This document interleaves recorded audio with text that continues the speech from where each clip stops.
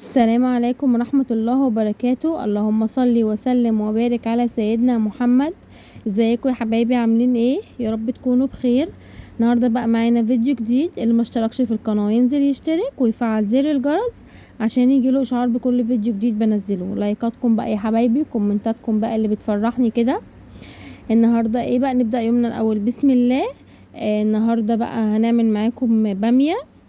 هنا كان معايا فلفل واحدة كوب، واحدة فلفلاية كوبي، وواحدة فلفل حامية يعني. وهنا كان معايا توم.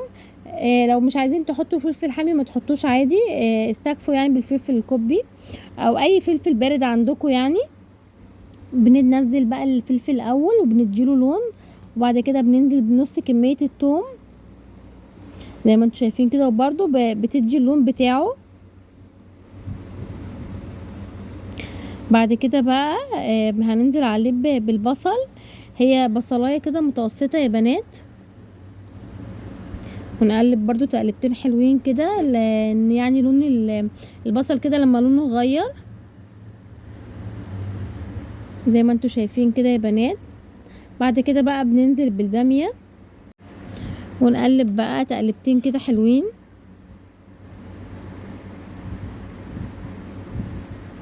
زي ما انتوا شايفين كده. هتاكلوا احلى باميه في حياتكم. بس وبعد كده بقى نزلت بالطماطم. انا على فكره ما زودتش ميه، هي الطماطم بتاعتي هما شويه الميه اللي كنت مزوداهم في الخلاط عشان الطماطم تتفرم يعني. انا ما زودتش ميه تاني يا بنات زي ما انتوا شايفين كده. بعد كده بقى بنزل بالبهارات بتاعتي. هنا اول حاجه معايا معلقه كزبره. اول حاجه هتحطي كزبره معلقه كده او معلقه وربع يعني. وهنا برضو نزلت ببابريكا. طبعا حفظنا ان انا البابريكا بالنسبه لي بقت اساسي يا بنات. بعد كده برضو بنزل بشويه فلفل اسمر والملح بتاعي.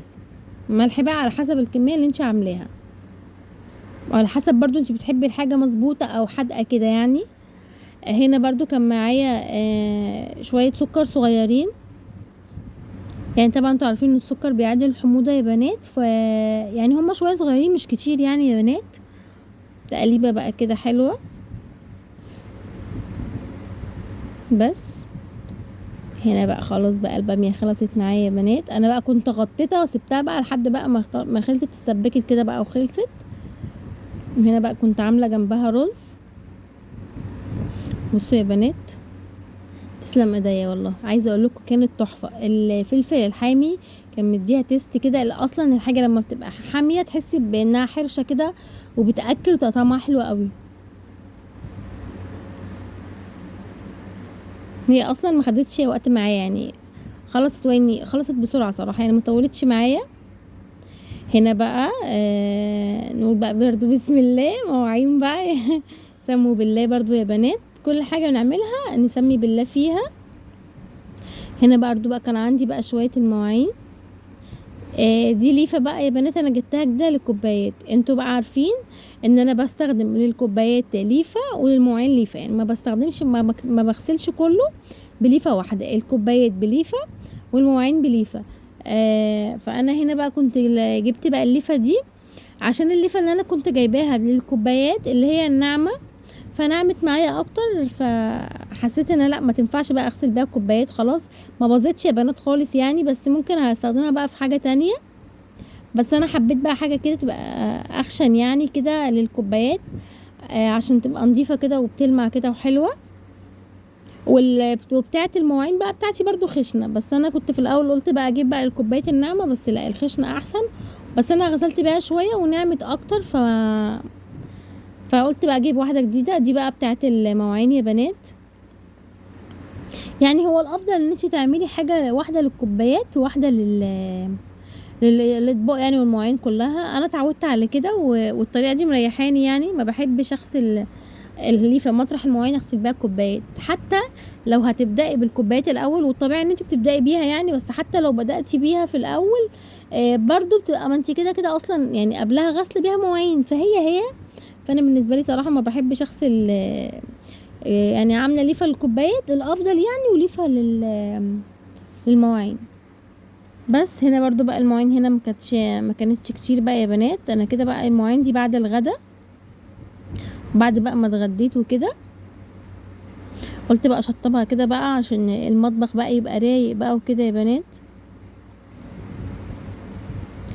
طبعا في بنات دلوقتي تتفرج على الفيديو ولسه ما نزلتش حطت اللايك، فيعني فضلا وليس امرا اللايك بقى يا بنات. بقى انتوا عارفين بقى خلاص حفظنا ان اللايك هو اللي بيشجعني، هو اللي بيخليني عايزه اقوم اعمل لكم فيديوهات اكتر واكتر.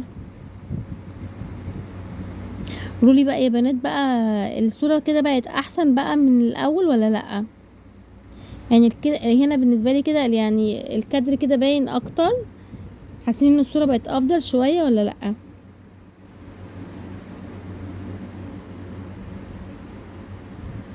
هنا بقى كده خلاص بقى يا بنات. يعني انا اصلا كانت مواعين معايا مش كتير،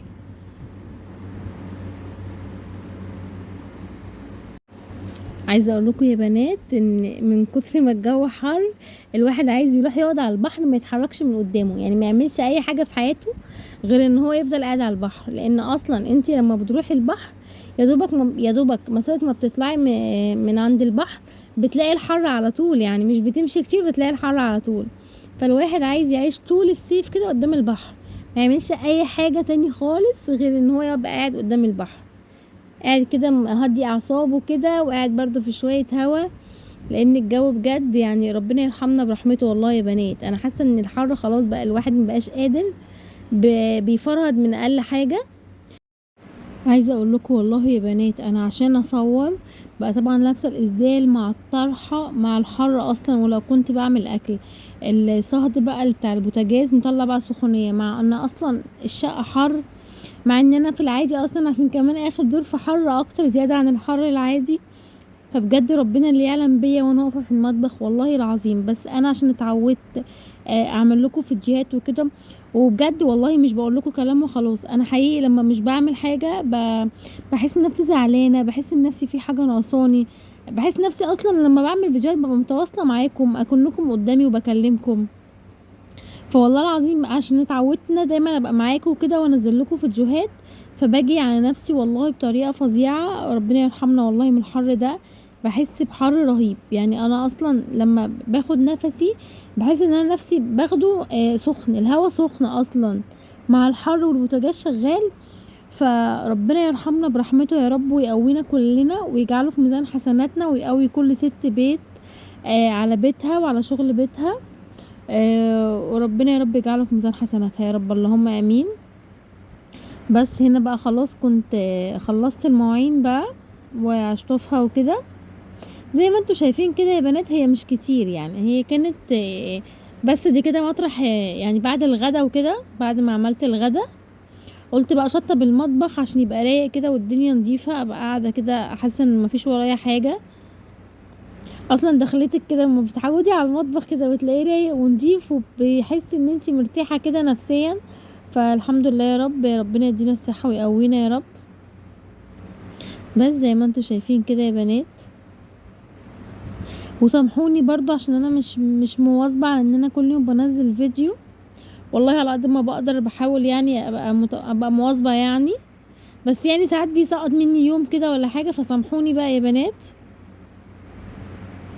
بس هنا بقى كنت خلاص بقى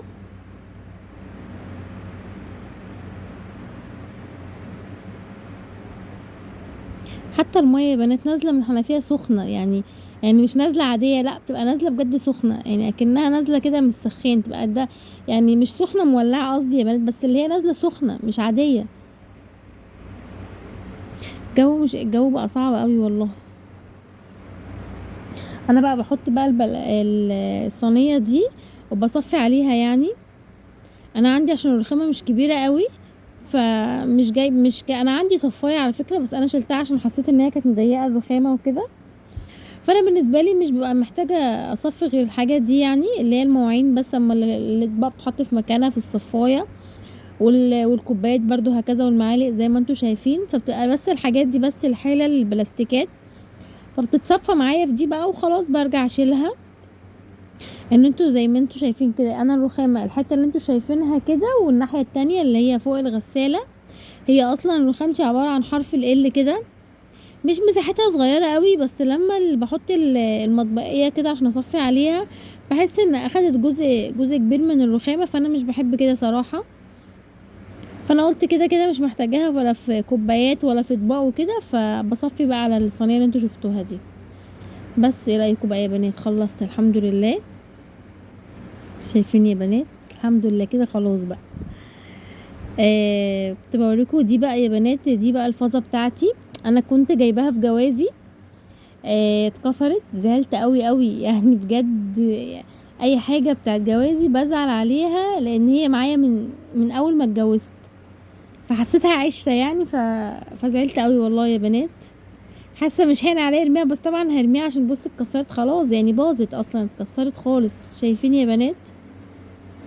ابني غصب عنه كان بيشد حاجه، بيشد كده حاجه كانت محطوطه عليها، فاتشدت بيها فوقعت. الحمد لله، الحمد لله اصلا ان هي ما وقعتش على رجله يعني، الحمد لله. مع اني عايزه اقول لكم ان انا كنت حاطاها في مكان بعيد يعني، مش على الوش كده، انا كنت حاطاها جوه خالص يعني، في حته يعتبر متداريه. بس الحمد لله بقى هي نصيبها، والحمد لله برضو ان ابني ما جاتش على رجله يعني، ربنا يحفظه لي يا رب.